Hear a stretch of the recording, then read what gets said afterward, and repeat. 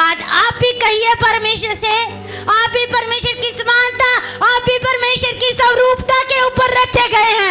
आप भी अपने हृदय को खोलिए और मूसा की तरह अपने अंदर इच्छा को पैदा करें कि परमेश्वर मैं आपको देखना चाहती हूँ, परमेश्वर मैं चाहती हूँ मैं इस्तेमाल की जाऊँ, परमेश्वर मैं चाहती हूँ मेरे जीवन के अंदर आपका राज्य बढ़े, परमेश्वर मैं चाहती हूँ मैं बदल जाना चाहती हूँ। तो परमेश्वर आज ही आपके जीवन में नए नए अद्भुत काम कर दिखाएंगे।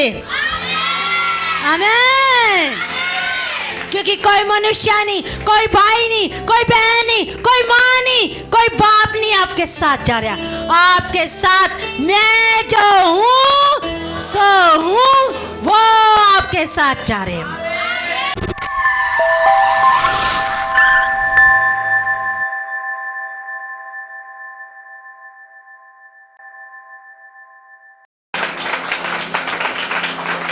जोरदार तालियों के साथ परमेश्वर की महिमा करें और परमेश्वर की दासी के लिए जोरदार तालियों के साथ स्वागत करें। क्योंकि परमेश्वर का वचन कहता है परमेश्वर के दासी दुगने आदर के योग्य। जोरदार तालियों के साथ स्वागत करें। उस परमेश्वर ने हमें अच्छा चरवाहा दिया, अच्छे दास दासी दी जो हमें परमेश्वर का धन्यवाद करती है। पर फिर से परमेश्वर ने ऑनलाइन और ऑफलाइन कलीसिया को मिलने के लिए समय दिया और ऑनलाइन और ऑफलाइन कलीसिया को देख के मेरे मन में बहुत ज्यादा खुशी हो रही है। परमेश्वर का धन्यवाद करते हैं। सबको praise the Lord, praise the Lord, praise the Lord.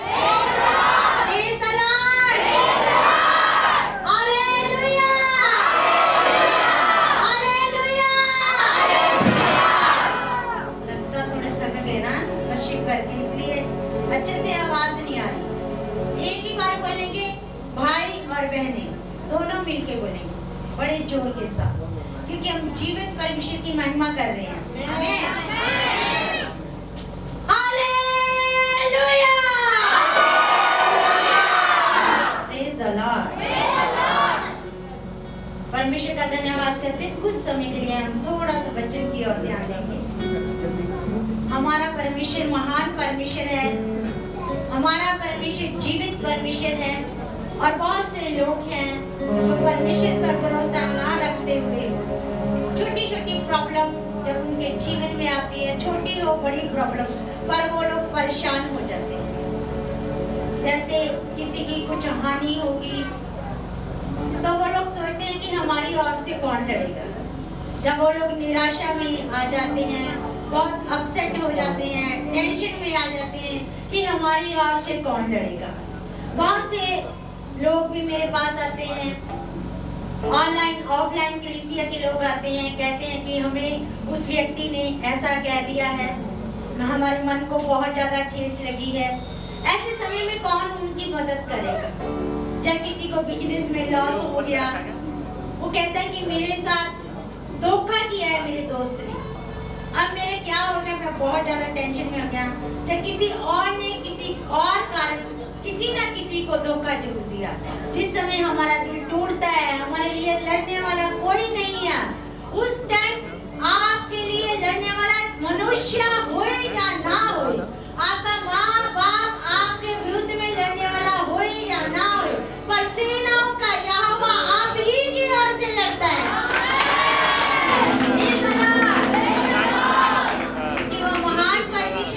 वो अपने बच्चों को कभी अनाथ नहीं छोड़ता और हमेशा अपने बच्चों की सहायता करता है।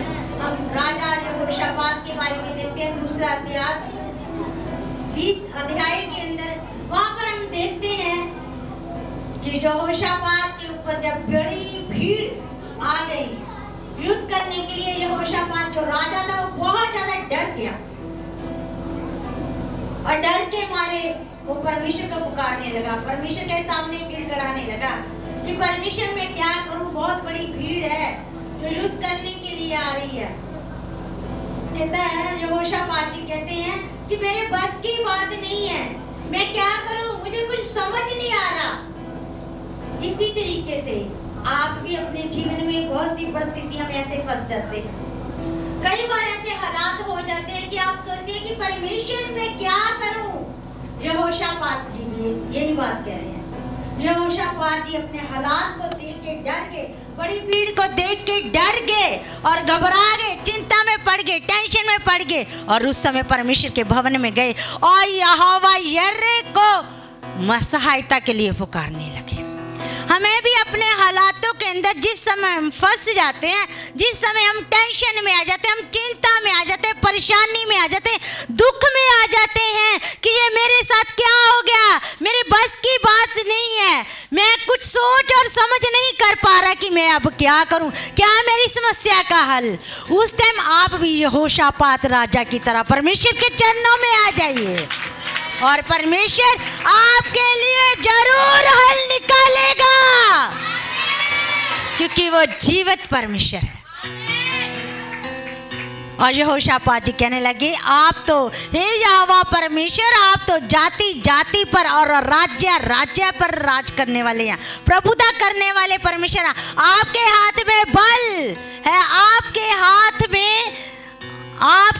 में बल है, आपके हाथ में पराक्रम करने वाले परमेश्वर है। और आपके सामने कौन खड़ा हो सकता है? आप भी अपने जीवित परमेश्वर के सामने गिड़गिड़ाएं। जिस समय मुसीबत के अंदर होते हैं, जिस समय आपका कोई दिल तोड़ देता, जिस समय आपसे कोई धोखा करता है, जिस समय आपके लॉस हो जाए, हानि उठानी पड़े, उस समय आप भी जीवित परमेश्वर के सामने गिड़गिड़ाएं। उस समय आप भी परमेश्वर को कह सकते हैं कि परमेश्वर आपके हाथ में बल और पराक्रम है और आपके सामने कौन ठहर सकता है, क्योंकि आप भी जीवित परमेश्वर की संतान हैं।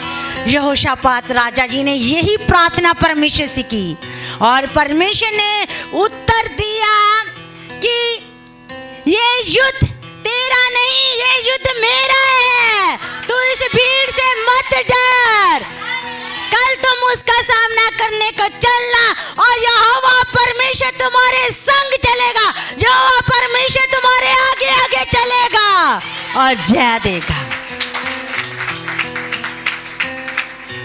अपने हालातों को देख के, अपनी बीमारी को देख के, अपने बिजनेस को देख के आपको कोई कड़वे शब्द कहता है तो मत घबराएं, न्याय परमेश्वर लेगा। युद्ध आपका नहीं।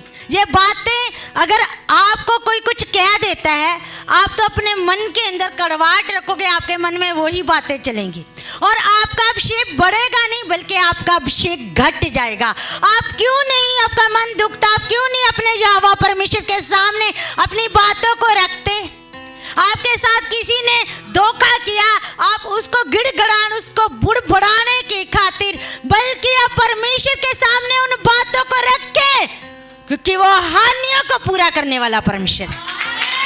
वो आपके बिजनेस को बढ़ा देगा, वो आपको बल और ताकत देगा और वो अपनी प्रभुता को दिखाएगा।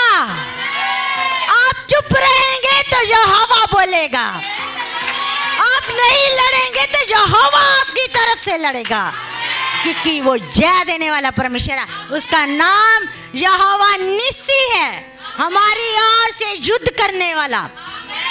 क्या आप लोग चाहते हैं कि आप ही लड़े उस मनुष्य के साथ जिसने आपको लॉस किया है, या जिसने आपको धोखा दिया, या जिसने आपको बुरा भला करा? क्या आप चाहते हैं कि आप उनके साथ युद्ध करें? पर परमेश्वर का वचन मेरे भाई और बहनों ये कहता है कि चुप हो जाओ, चुप रहने में तुम्हारी सामर्थ्य। यदि तुम चुप हो गए तो यहोवा तुम्हारी ओर से लड़ेगा। आमीन।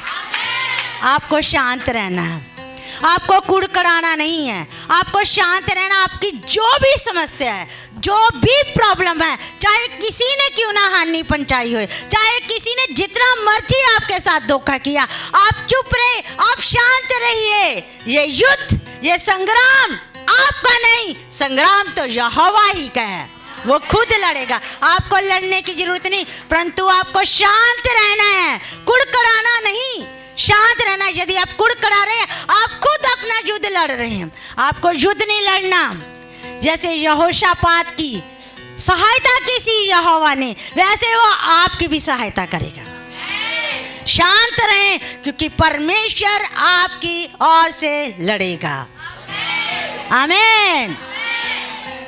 और परमेश्वर जिस टाइम यहोशापात के ऊपर वो बड़ी भीड़ युद्ध करने के लिए आई, चढ़ाई करने के लिए आई, और वो परमेश्वर ने कहा, उनको कहा कि मत डरो, कल तुम उनका सामना करो और मैं उनके साथ लड़ूंगा और ये युद्ध मेरा होगा, तुम्हारा मन कच्चा ना होए। हमारा मन कच्चा हो जाता है, धोखा हो गया, दिल घबराने लग गया, दिल कच्चा होने लग गया।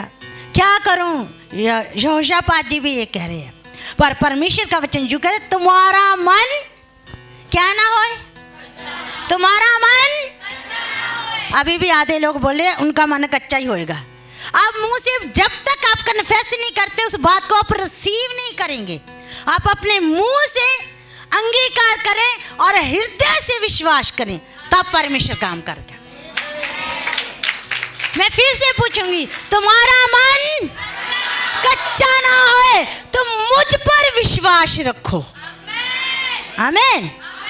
सेनाओं का यहोवा परमेश्वर तुम्हारे आगे आगे चलेगा, क्योंकि युद्ध वो लड़ेगा, वो हमारा कप्तान है। कोई भी बात आएगी, कोई भी गोली चलाएगा, कोई भी कुछ करेगा, बारूद फेंकेगा, हमारे आगे आगे तो यहोवा परमेश्वर चल रहा, हमारी अगुवाई तो यहोवा परमेश्वर कर रहा है। तो वो ढाल बन के आपके सामने खड़ा होएगा। आमीन। यहोवा पर भरोसा रखे, वही आपको विजय देगा। आमीन। जिस टाइम जो विरोधी सेना थी आपस में ही लड़ने लगी, यहोशापात जी ने कुछ नहीं किया, शांत रहे वो लोग, पर विरोधी जो टीम थी, जो युद्ध करने वाली भीड़ थी, वो आपस में ही लड़ने लगी। और वहाँ राजा ने देखा कि वहाँ पर उनकी लाशें बिछ गई हैं, और जो यहूदी लोग थे उनको 3 दिन लगे धन बटोरते सामान इकट्ठा करते लोगों का सामान इकट्ठा करते। परमेश्वर ने इतनी ज़्यादा बहुतायत से उनको आशीष दे दी कि उनको इन आशीषों को, सोना चांदी को, धन दौलत को इकट्ठा करते करते 3 दिन लग गए। आमीन। जब आप शांत रहेंगे, आपकी ओर से परमेश्वर लड़ेगा, तो आप भी आशीषें इकट्ठी करते करते थक जाएंगे। फिर उन आशीषों की मनुष्य आपको आशीष नहीं दे सकता, परंतु जब परमेश्वर आपको आशीष देते हैं, उन आशीषों की कभी गिनती कोई मनुष्य नहीं कर सकता, क्योंकि वो भला परमेश्वर है, वो आपके जीवन में अनगिनत आशीषें दे चुका है। आमीन। उसको रिसीव कीजिए। अपने हालातों को इधर उधर बातें करने की बजाय परमेश्वर के सामने रखिए, क्योंकि वो सुनता है आपकी प्रार्थना के ऊपर, आपकी बातों के ऊपर। आपके दुख के समय में जो आपने जीवन व्यतीत किया, परमेश्वर की आंखें लगी रहती हैं। हमारी आंखें चाहे शारून कहीं भी जाए, हमारी आंखें शारून के ऊपर लगी रहती हैं। कहीं भी जाए हम फ़ोन करते हैं, पूछते हैं, क्यों करते? क्योंकि हमें चिंता रहती है, हमारी संतान है, हमारा बेटा है, हमारी आंखें लगी रहती कि कभी कुछ गलत ना हो। उससे भी बढ़कर परमेश्वर का प्रेम तो अनंत प्रेम है, अगापे प्रेम है। वो क्यों ना अपनी संतान पर आंखें लगाए रखेगा? परमेश्वर यहोवा की आंखें आपके ऊपर लगी हुई है। आप कुछ मत कहिए, परमेश्वर आपका न्याय करेगा, परमेश्वर आपकी ओर से लड़ेगा, परमेश्वर आपको जय देगा, परमेश्वर आपके आंसू पोंछ देगा, क्योंकि उसके पास सारे सवालों का जवाब है। चाहे किसी भी तरह का कोई सवाल ना हो, परंतु यहोवा परमेश्वर जो जीवित परमेश्वर है, जो जीवन देने वाला परमेश्वर है, जिसके पास मृत्यु और अधोलोक की कुंजियां हैं, जिसके पास स्वर्ग का अधिकार है, जो स्वर्ग का मालिक है, सारी कायनात को रचने वाला, उसके पास सारे सवालों का जवाब है। ऐसा कुछ भी नहीं है जिसके बारे में यहोवा परमेश्वर नहीं जानते। आपके जीवन में भी ऐसा कुछ भी छुपा नहीं है जो परमेश्वर की आंखों से ओझल है। इसलिए आप डरिए ना कि आपके साथ क्या हो गया। परंतु अपने भरोसे को सनातन चट्टान के ऊपर रखें। वो सनातन चट्टान ना कभी हिलेगी, ना कभी खिसकेगी, बल्कि दृढ़ बन के तुम्हारे साथ खड़ी होगी। वो ऐसा सोता है जो कभी सूखता नहीं है, और जितने लोग प्यास से उसके पास आते हैं वो सबको तृप्त कर देते हैं। आमीन, आमीन। आज एक छोटी सी स्टोरी मैं बताना चाहती हूँ। जो लोग सचमुच परमेश्वर के ऊपर भरोसा रखते हैं उनके साथ क्या होता है। एक व्यक्ति था मछुआरा, और उसने मछली पकड़ी, बहुत बड़ी मछली पकड़ी उसने। जिस टाइम उसने मछली पकड़ी और निकाली, और उसी के साथ दूसरा मछुआरा भी था, और जैसे उसने मछली बाहर निकाली वो कहने लगा ये तो मेरी मछली है। उसके साथ चीटिंग की, धोखा किया, और वो बहुत बड़ी जो मछली उसने बड़ी मेहनत के साथ पकड़ी थी खुदा के दास ने, और उस मछली को वो ले गया। और जैसे ही वो बेचने के लिए उसको लेके जाने लगा, और बड़ी मछली ने उसके हाथ पे काट लिया, और जब काट लिया और उसका जख्म बढ़ने लगा, वो डॉक्टर के पास गया और डॉक्टर को बोलने लगा कि डॉक्टर साहब ये मेरे जख्म हो गया है, तो क्या किया जाए। डॉक्टर ने सारे इन्वेस्टिगेशन किए। डॉक्टर कह रहा है इन्फेक्शन हो गया, और ये उंगलियां तुम्हारी काटनी पड़ेगी। उंगलियां, चारे उंगलियां उसकी काट दी गई, और कुछ दिन के बाद फिर भी दर्द ठीक नहीं हुआ, इन्फेक्शन और ज़्यादा बढ़ने लगा, वूंड बड़ा होने लगा, जख्म बड़ा होने लगा। वो फिर डॉक्टर के पास गया। डॉक्टर साहब कि अब ये तो और बढ़ता जा रहा है जख्म। डॉक्टर कह रहे कि ये तेरा जख्म है, जो इन्फेक्शन है, ये तुम्हारे कंधे तक ना पहुंच जाए, इसलिए तेरा हाथ काटना पड़ेगा। डॉक्टर ने उसका हाथ भी काट दिया, पर इन्फेक्शन फिर भी ना रुका। इन्फेक्शन लगातार बढ़ता गया, बढ़ता गया, बढ़ता गया। कुछ ना ही दर्द ठीक हुआ, कुछ भी आराम नहीं पिया। वो व्यक्ति फिर डॉक्टर के पास गया। डॉक्टर साहब ये तो ठीक ही नहीं हो रहा, ये क्या हो गया मेरे साथ। डॉक्टर ने कहा कि इन्फेक्शन तो बहुत ज़्यादा बढ़ गया है, अब तो आपका कंधे से यहाँ से काटना पड़ेगा। तो उसने बोला कि जैसा डॉक्टर आप ठीक समझते हैं वैसा ही कीजिए। जब उसने काटा तो डॉक्टर सोचने लगा कि ये बार बार इतना इन्फेक्शन क्यों बढ़ रहा है, इसका कारण क्या है। तो डॉक्टर ने पेशेंट से पूछा कि आपने कभी किसी के साथ गलत तो नहीं किया, ऐसा कोई काम तो नहीं किया, कभी किसी का दिल तो नहीं दुखाया, या ऐसा किसी के साथ धोखा तो नहीं किया, क्या हो गया आपके जीवन में। ऐसा कह रहा है मैंने अपनी लाइफ में आज तक कभी देखा ही नहीं कि बार बार काटना पड़े हाथ।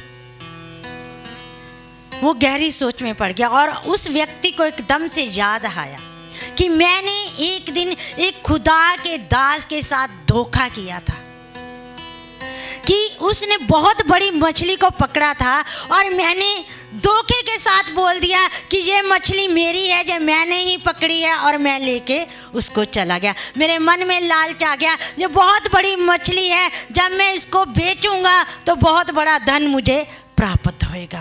पर खुदा के दास ने कुछ भी नहीं कहा। खुदा के दास ने परमेश्वर के सामने गिड़गिड़ाया, परमेश्वर के सामने घुटने टेके, और परमेश्वर से कहा परमेश्वर मैंने अपनी सामर्थ तो दिखा दी, पर अब तू अपनी सामर्थ को जाहिर कर दे।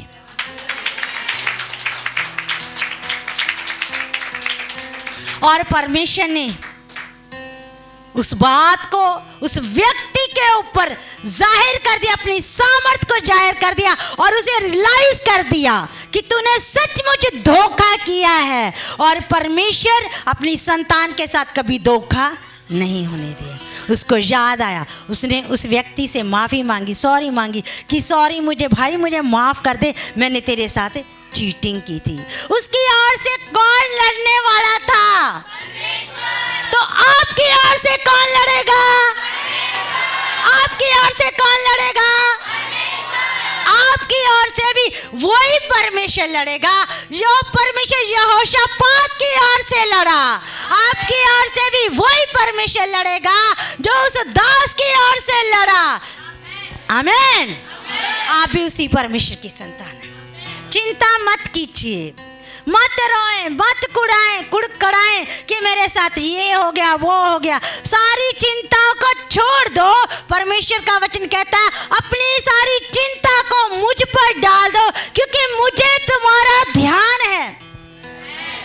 जैसे हमें शारून का ध्यान है, जैसे आप अपने बच्चों का ध्यान रखते, उससे भी बढ़कर, उससे भी कई गुना बढ़कर, मैं बता नहीं सकती कितने गुना बढ़कर परमेश्वर का अगापे प्रेम, ना खत्म होने वाला प्रेम आप लोगों के लिए है। फिर क्यों नहीं वो आपका ध्यान रखेगा? आपके लड़ने से, आपके बोलने से, आपके मारने से, आपके लड़ाई करने से कुछ नहीं होने वाला, पर जब सेनाओं का यहोवा लड़ेगा तो सब कुछ हो जाएगा। आमीन, आमीन। Praise the Lord, praise the Lord.